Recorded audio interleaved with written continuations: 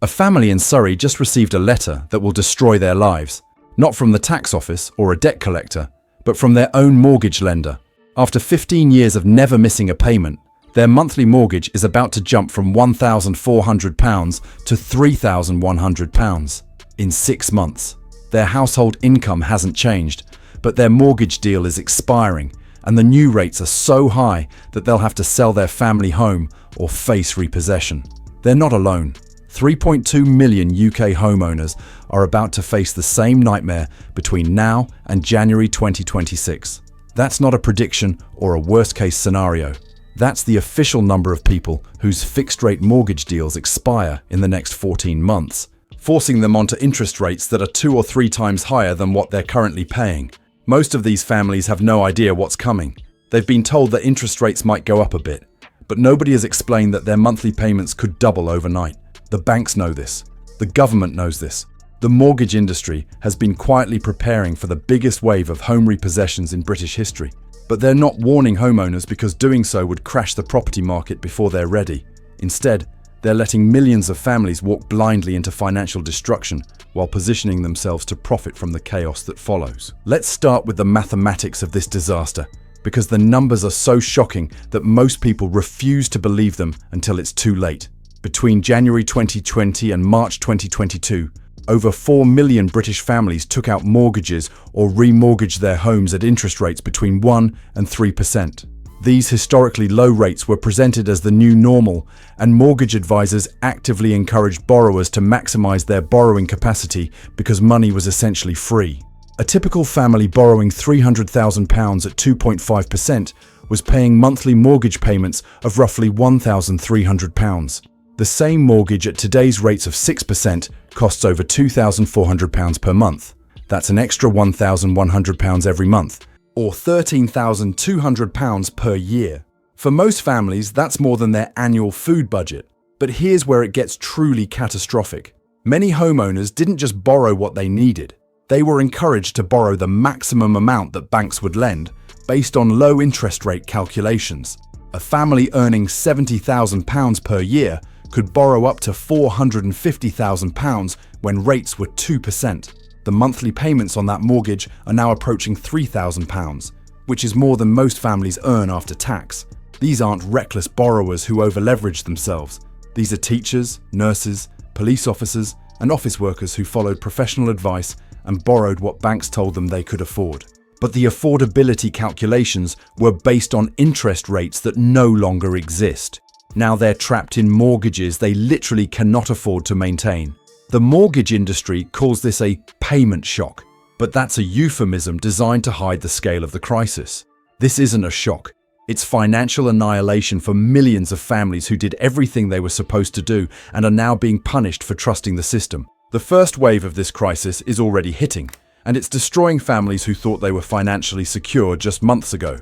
Take Sarah and Mark, a teacher and electrician from Manchester who bought their first home in 2021 with a 2-year fixed mortgage at 1.9%. Their monthly payments were £1,200, which they comfortably afforded on their combined income of £55,000 per year. When their fixed rate expired in October 2025, their mortgage payments jumped to £2,700 per month. Even with Mark working overtime and Sarah taking on private tutoring, they can't find an extra £1,500 per month. They've already missed 2 mortgage payments and received a formal notice of default. The bank has offered them a payment holiday, but that just adds the missed payments to their outstanding debt while interest continues to accrue. They're actively viewing rental properties because they know they'll lose their home within months. But here's the cruel irony. The rental properties they're looking at cost more than their original mortgage payments, and they'll need to find deposits and fees totaling several £1,000s at exactly the moment when they're financially desperate. Meanwhile, they'll lose the £30,000 they put down as a deposit on their home, plus the £15,000 they've paid in mortgage payments over the past 2 years. That's £45,000 of savings completely wiped out. Plus, they'll have a repossession on their credit record that will make future borrowing nearly impossible. Sarah and Mark represent hundreds of thousands of families facing identical situations. They followed all the rules, saved responsibly, and bought within their means based on prevailing interest rates. But they're being destroyed by a financial system that encouraged them to borrow when rates were low and is now abandoning them as rates rise. The buy-to-let mortgage crisis is even worse, and it's about to trigger a rental market catastrophe that will destroy both landlords and tenants simultaneously. Over 800,000 buy-to-let mortgages are scheduled to expire between now and early 2026, and most of these landlords are about to discover that their rental income no longer covers their mortgage payments. Here's how the mathematics work for a typical small-scale landlord. In 2021, they bought a two-bedroom flat for £350,000 with a 75% mortgage. At 2.5% interest, their monthly mortgage payment was approximately £1,100. They rented the property for £1,400 per month, generating a modest £300 monthly profit after mortgage payments. When their mortgage deal expires, the same loan at 6% costs over £2,000 per month. Even if they increase the rent to £1,800, they're losing £200 every month on a property they thought was a sound investment. Multiply this scenario by hundreds of thousands of landlords, and you have a rental market meltdown. Landlords who can't afford the new mortgage payments have three choices. They can subsidize the mortgage from their other income, which most can't afford. They can sell the property, which removes it from the rental market permanently. Or they can stop paying the mortgage and let the bank repossess the property, which also removes it from rental supply. All three outcomes reduce the number of rental properties available to tenants. But here's the perverse result. As rental supply shrinks, rents rise dramatically in the remaining properties. Tenants face massive rent increases at exactly the same time that homeowners are being forced to sell their homes and compete for rental accommodation. The result is a housing crisis where both homeowners and renters are simultaneously priced out of their accommodation, while property becomes affordable only to cash buyers and large investors who don't need mortgages. The negative equity trap is about to spring on millions of homeowners who have no idea they're walking into it, and this is where the crisis becomes truly inescapable. Negative equity occurs when property values fall below the outstanding mortgage debt, trapping homeowners in properties they can't afford to sell. Here's how this disaster is unfolding. Homeowners who bought at peak prices between 2020 and 2022 often borrowed 90 to 95% of the property value. A family who bought a £400,000 house with a 10% deposit has a £360,000 mortgage. If property values fall by just 15%, which is already happening in many areas, that house is now worth £340,000. But they still owe £360,000 on the mortgage. They're trapped in negative equity worth £20,000. Now imagine that same family facing mortgage payment increases from £1,500 to £3,000 per month. They can't afford the new payments, but they also can't sell the house because they'd need to find £20,000 to pay off the mortgage after the sale. Most families in this position don't have spare cash to cover negative equity, especially when they're already struggling with doubled mortgage payments. So they face an impossible choice: continue making mortgage payments they can't afford and eventually default anyway, or default immediately and lose everything they've invested in the property. Either way, they lose their home and their savings. But negative equity traps are about to get much worse as forced sales from mortgage distress flood the market with properties. When desperate homeowners are forced to sell quickly, they accept below-market prices just to escape their mortgage obligations. These distressed sales push down property values in surrounding areas, creating negative equity for homeowners who weren't even in financial difficulty originally. This creates a vicious cycle where mortgage distress leads to property value falls, which create more negative equity, which leads to more distressed sales, which pushes values down further. The mortgage industry knows this cycle is starting, which is why they're quietly preparing for unprecedented numbers of repossessions while publicly claiming that the mortgage market remains stable. The banking industry's response to this crisis reveals just how devastating they expect it to become, and their preparations are more terrifying than anything they're saying publicly. Major mortgage lenders have been quietly increasing their provisions for bad debts, which means they're setting aside billions of pounds to cover expected mortgage defaults, but they're not increasing these provisions by 10 or 20%. Some banks have increased bad debt provisions by over 200% compared to pre-pandemic levels. That suggests they're expecting mortgage default rates to triple or quadruple from current levels. Banks have also been hiring hundreds of additional staff for their mortgage arrears and repossession departments. These aren't temporary positions for a short-term problem. They're permanent roles because banks expect mortgage distress to continue for years. Meanwhile, the same banks that are preparing for massive mortgage defaults are still actively marketing new mortgages to unsuspecting borrowers. They're offering deals to people who have no idea that they're entering a mortgage market on the verge of collapse. The Bank of England's stress testing reveals the true scale of what's expected. Their scenarios model situations where house prices fall by 30% and unemployment rises to 8%. They're not testing these scenarios because they think they're unlikely. They're testing them because they're preparing for economic conditions that would make them inevitable. But perhaps most telling is what's happening in the repossessed property market. Specialist investors have been raising billions of pounds to buy distressed properties from forced sales. They're not doing this because they think it might be profitable. They're doing it because they have inside information about the coming wave of repossessions and want to position themselves to buy homes cheaply from desperate families. These investors include pension funds, sovereign wealth funds, and private equity firms that can buy hundreds or thousands of properties with cash. They don't care about the human cost of the mortgage crisis. They see it as a business opportunity to acquire property portfolios at below market prices from people who have no choice but to sell. The government's response to this crisis has been deliberately inadequate because they're more concerned with protecting property values than protecting homeowners. And their policy choices reveal whose interests they really serve. When mortgage rates started rising, the government could have implemented emergency measures to help struggling homeowners.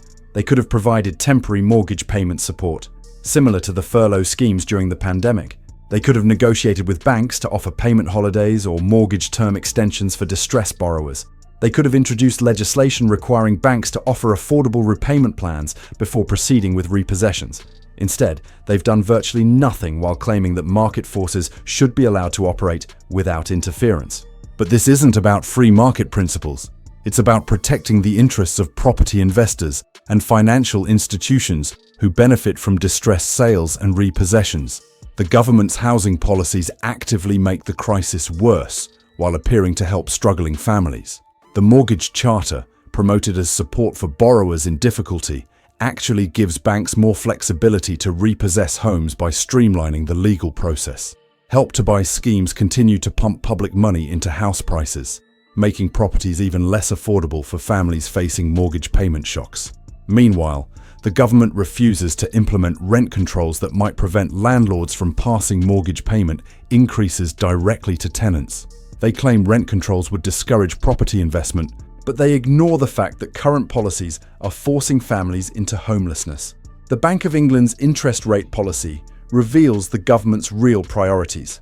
They claim to be fighting inflation, but their rate increases primarily affect homeowners and renters rather than the corporations and wealthy individuals who are driving inflation through price manipulation and profiteering. Mortgage rate increases are a crude tool that destroys household finances without addressing the underlying causes of price increases in energy, food, and other essentials.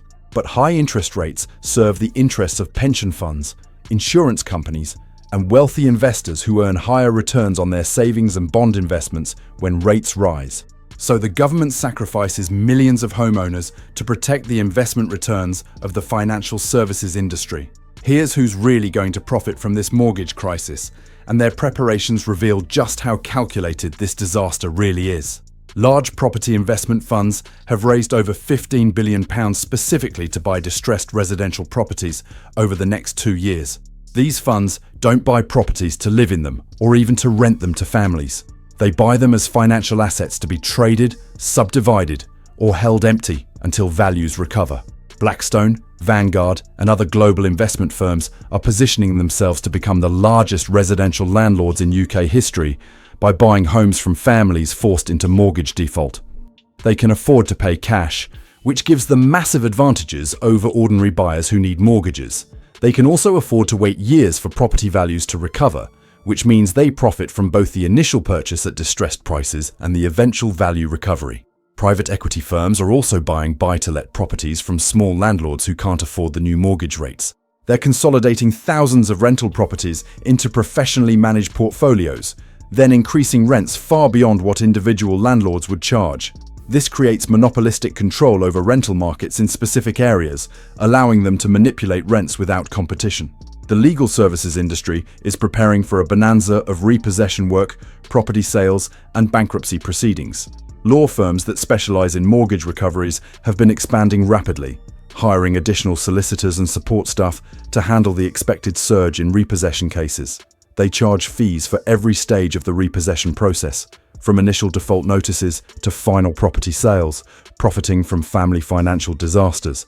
Estate agents are also positioning themselves to profit from forced sales, but they're being selective about which properties they'll handle. Many agencies are focusing exclusively on cash buyers and investment purchases, abandoning the family market entirely because commission rates are higher on investment sales and payment is more certain. Financial advisors and mortgage brokers who sold unaffordable mortgages during the low interest rate period have quietly shifted their business models. Instead of helping families buy homes, they're now specializing in helping wealthy clients buy distressed properties from families facing repossession. The same advisors who created this crisis are now profiting from its consequences. The timeline for this disaster is terrifyingly precise, and the government has detailed projections for exactly when millions of families will lose their homes. Between November 2025 and March 2026, approximately 1.4 million fixed-rate mortgages will expire, forcing borrowers onto rates that are typically twice their current payments. Most of these families will initially try to absorb the payment increases by cutting other spending, borrowing from family, or taking additional employment. But by summer 2026, the majority will have exhausted these options and begun missing mortgage payments. The bank's own internal projections suggest that formal default notices will peak in September 2026, with actual repossession proceedings beginning in large numbers from October 2026 onwards. By January 2027, the mortgage industry expects to have processed over 400,000 repossession cases, with many more in various stages of the default process. But the crisis will be far from over at that point. The second wave hits between April 2026 and December 2026, when another 1.8 million mortgage deals expire. This group includes many families who took 5-year fixed mortgages in 2021 and 2022, believing they had protected themselves from interest rate changes. They'll face even larger payment shocks because they've had longer to become accustomed to low payments, and market rates may be even higher by the time their deals expire. The government's internal modeling suggests that total mortgage defaults between 2025 and 2028 could reach 1.2 million cases, affecting approximately 3.2 million people, including children. That's roughly 5% of the entire UK population losing their homes due to mortgage payment increases. Regional variations will be extreme, with areas like the Southeast, London, and parts of the Northwest seeing default rates above 10% of all homeowners. These aren't random predictions. They're based on detailed analysis of mortgage expiry dates, current debt-to-income ratios, and projected interest rate scenarios. The government has this information but chooses not to share it because doing so would create panic in property markets and accelerate the crisis they're trying to manage. The rental crisis that emerges from this mortgage disaster will be unlike anything Britain has experienced in modern times, and it will trap families in cycles of housing insecurity for decades. As homeowners lose their properties to repossession, they immediately become rental market competitors for families who are already struggling with housing costs. But they enter the rental market with damaged credit records from mortgage defaults, making them less attractive to landlords who can choose from multiple applicants for every property. Meanwhile, buy-to-let landlords facing unaffordable mortgage payments are removing hundreds of thousands of properties from the rental market by selling to owner-occupiers or investors. The combination of increased rental demand and reduced rental supply will push rents to levels that are unaffordable for most working families. Estate agents are already reporting rent increases of 30 to 50% in areas where mortgage distress is forcing multiple families to seek rental accommodation simultaneously. Local councils are completely unprepared for the homelessness crisis that will result from widespread mortgage defaults. Their temporary accommodation budgets assume current levels of homelessness, not increases of 300 or 400% that are projected for 2026 and 2027. Many councils will be forced to place homeless families in accommodation hundreds of miles from their home areas, separating children from schools and parents from employment. The social services implications are staggering. Children whose families lose their homes face educational disruption, social isolation, and psychological trauma that affects their development for years. Many families will break apart under the stress of housing insecurity, with children moving between relatives or into care systems that are already overwhelmed. Healthcare services will face increased demand from stress-related illnesses, depression, and family breakdown, but they'll have reduced funding because council tax revenues will fall as property values decline and more families claim housing benefits. The long-term economic impact extends far beyond the housing market. Consumer spending will collapse as families prioritize housing costs over everything else. Retail businesses, restaurants, and service industries will face massive reductions in demand as discretionary spending disappears. Unemployment will rise as businesses fail, creating additional mortgage defaults among families who might otherwise have survived payment increases. Here's what nobody is talking about, but everyone needs to understand. This mortgage crisis isn't an accident or an unintended consequence of economic policy. It's the predictable result of a financial system designed to extract maximum wealth from homeowners while protecting the interests of large investors and financial institutions. The low interest rates that encouraged millions of families to borrow unsustainable amounts weren't implemented to help ordinary people buy homes. They were implemented to inflate asset prices and generate profits for banks, property developers, and investment funds.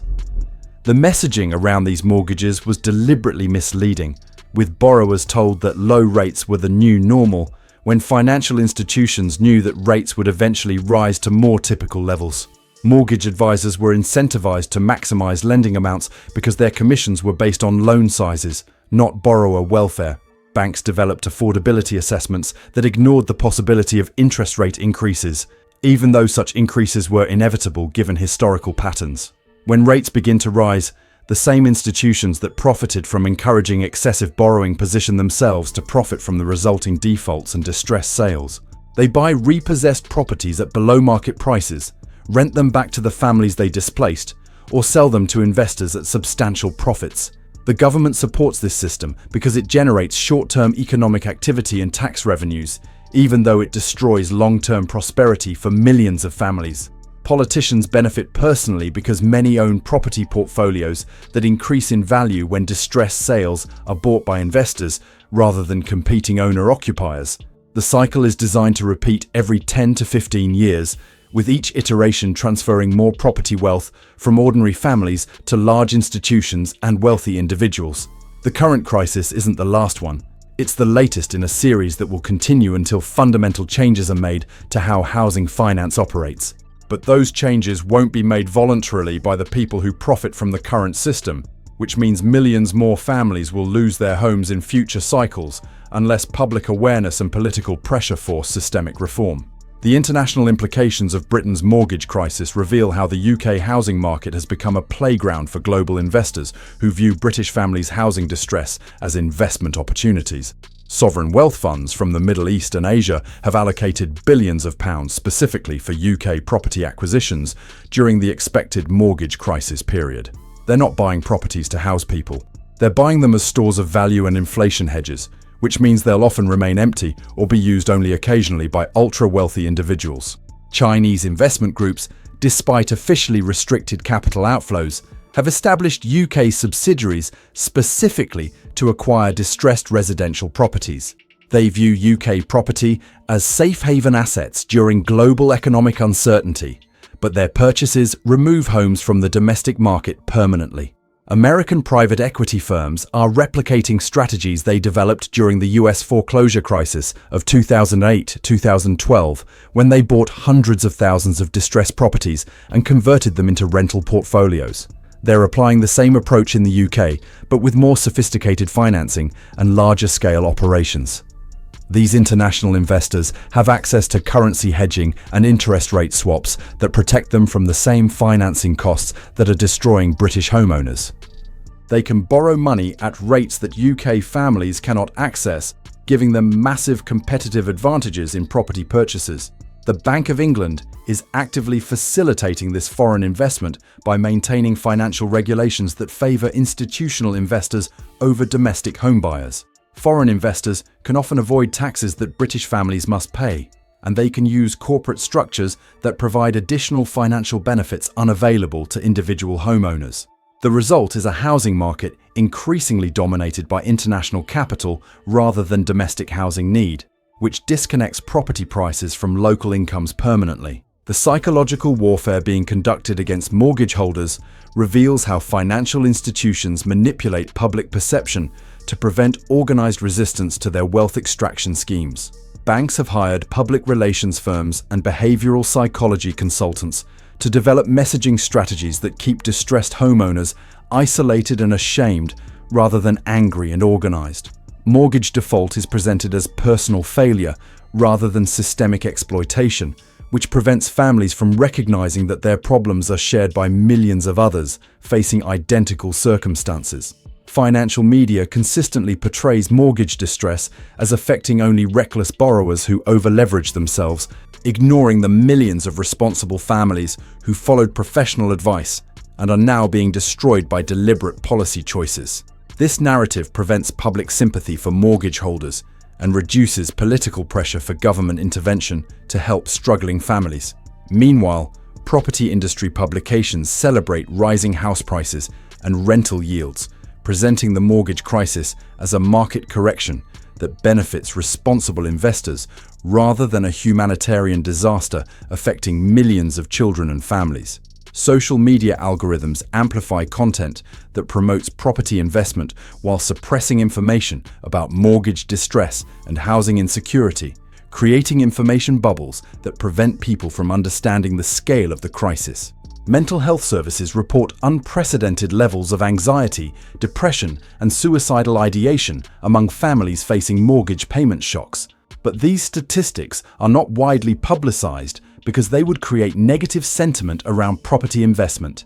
The medical costs of housing-related stress are externalized to public health services, while the profits from property speculation remain privatized to financial institutions and wealthy investors. Debt advice charities are overwhelmed with mortgage cases, but receive reduced funding because their work threatens the profitability of the debt collection and property acquisition industries. The overall effect is to atomize the mortgage crisis into millions of individual tragedies, rather than recognizing it as a coordinated wealth transfer from ordinary families to financial institutions. What's coming next will determine whether Britain remains a country where ordinary people can afford homes or becomes a nation of permanent renters serving wealthy property owners. The 3.2 million homeowners facing mortgage payment shocks represent just the beginning of a fundamental restructuring of property ownership in the UK. If current trends continue, home ownership rates will fall from the current 65% to under 50% within a decade, with most property concentrated in the hands of institutional investors and ultra-wealthy individuals. The families losing their homes to mortgage defaults won't recover financially for generations, if ever. Mortgage defaults destroy credit records for 7 years minimum, making future borrowing extremely expensive or impossible. Most will become permanent renters paying higher housing costs than their original mortgage payments while building no equity or wealth. Their children will inherit debt and housing insecurity rather than property wealth, creating permanent class divisions based on housing access. The concentration of property ownership will give landlords monopolistic power over housing costs, allowing them to increase rents without competitive constraints. Regional economies will be devastated as local wealth is extracted by distant property investors who contribute nothing to local communities while extracting maximum rental profits. But this outcome isn't inevitable. Other countries have implemented policies that prioritize housing security over investor profits, and similar approaches could be adopted in the UK if public pressure becomes sufficient. These include rent controls, speculation taxes, social housing construction, and mortgage restructuring programs that prioritize homeowner welfare over banker profits. The window for preventing the complete financialization of UK housing is closing rapidly, but it hasn't closed entirely. The choice facing British voters is whether to accept permanent housing insecurity for the majority while protecting wealth accumulation for the minority, or to implement fundamental reforms that ensure housing remains affordable for ordinary working families. The mortgage crisis of 2025-2026 will be remembered either as the moment when Britain chose to protect homeowners over investors, or as the point when the country definitively abandoned the promise of home ownership for anyone except the wealthy. The outcome depends on whether the 3.2 million families facing mortgage devastation recognize that their individual crises are part of a coordinated wealth extraction scheme, and whether they organize politically to demand systemic change rather than accepting personal bankruptcy as their inevitable fate.